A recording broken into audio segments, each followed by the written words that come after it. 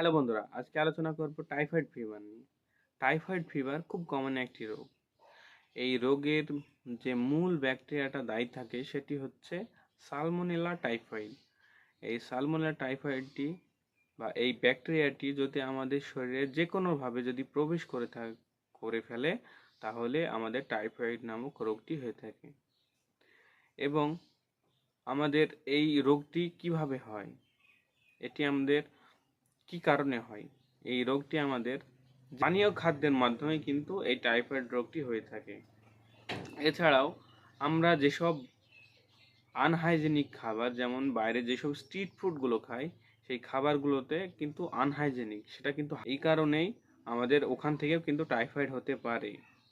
এছাড়াও টাইফয়েডে আক্রান্ত রোগী যদি আপনাকে কোনো খাবার নিজ হাতে সার্ভ করে থাকে তাহলে আপনার কিন্তু টাইফয়েড হতে পারে।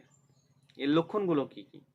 এর লক্ষণগুলো প্রথমত আপনি যদি ভালোভাবে খেয়াল করে থাকেন তাহলে দেখতে পাবেন, যখন জ্বর আসে, টাইফয়েড জ্বর আসে, তখন তার হার্টবিটটা বেড়ে যায়, অর্থাৎ তার পালসটা কিন্তু প্রচণ্ড মাত্রায় বেড়ে যায়।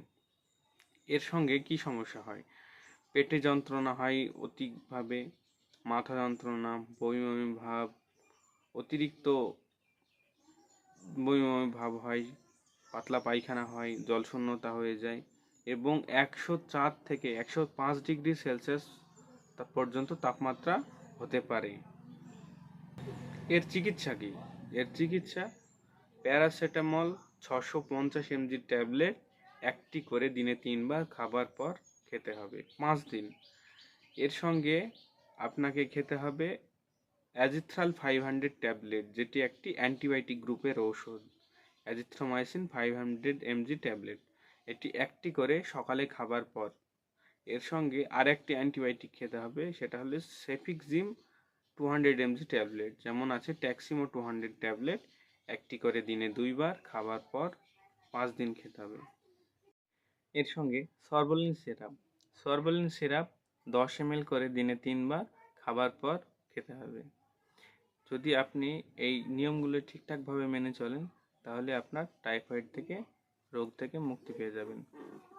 ধন্যবাদ। ভিডিওটি ভালো লাগলে একটি লাইক করবেন, চ্যানেলে নতুন হয়ে গেলে চ্যানেলটিকে সাবস্ক্রাইব করে থাকবেন। চিকিৎসা রিলেটিভ ভিডিও পেতে চাইলে আমাদের চ্যানেলটিকে সাবস্ক্রাইব করুন। ভালো থাকবেন, সুস্থ থাকবেন। ধন্যবাদ।